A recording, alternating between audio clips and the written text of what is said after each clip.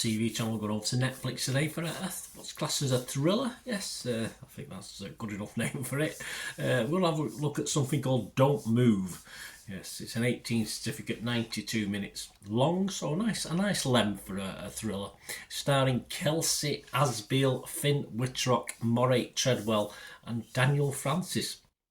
Directed by Adam Schindler and Brian Netto. Yes, it's released on Netflix on the 25th of October 2024. I'm reviewing this on the 1st of November 2024. So we'll have a quick look at that. Please, if you are new to the channel, please smash that like button.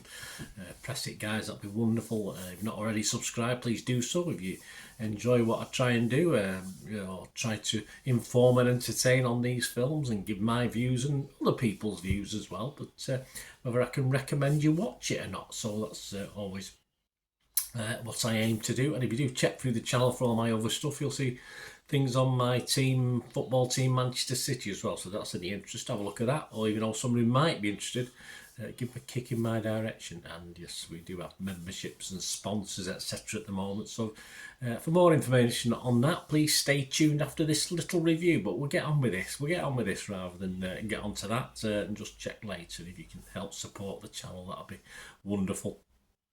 What's it about? Well, Iris is grieving for her young son Matteo, who died during a family hiking trip. She visits the site of his death and, inconsolable, considers jumping off the cliff. A man appears who introduces himself as Richard, and after talking to him for a few minutes, Iris changes her mind. She follows Richard back to their parked cars, and it all goes from there, really. Yes, it's an interesting pick-up place, isn't it? edge of a cliff, but interesting. Not a bad scenario, I suppose. I sort of like this. It is a bit silly at times, but it did keep me constantly interested to see what silly thing was going to happen next and what was going to, who was going to cross their paths and have obviously end up inconvenienced, shall we say. It is throwaway stuff, forgettable, but it did pass the time. I thought it was, and as I said, it wasn't too long, so it didn't overstay its welcome.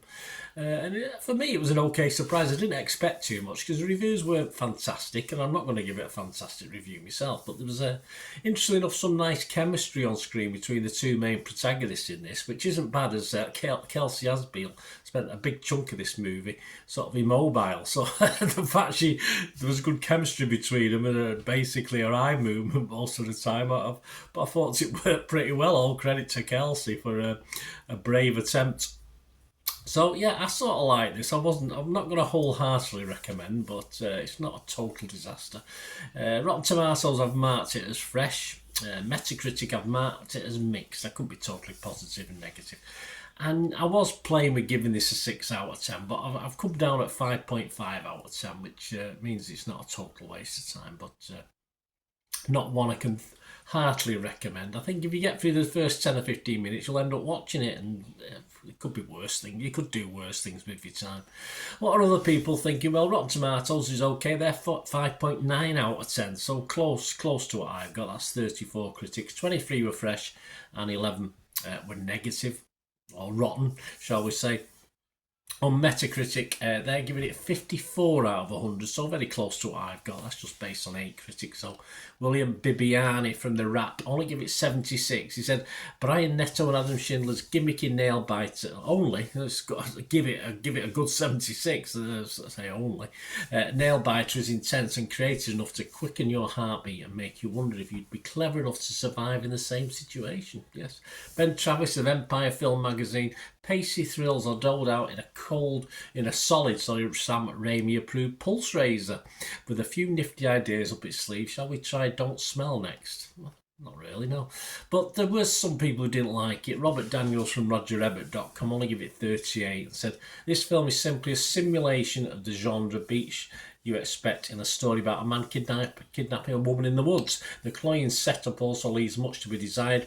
It does the anticlimactic, as does the anticlimactic ending. Yeah, I thought the ending was alright. I mean, it was not fantastic. You didn't go wow, but it was okay.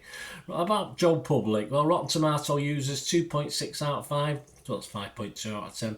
Internet Movie Database, we always have a quick look at that. 15,000 scores and reviews.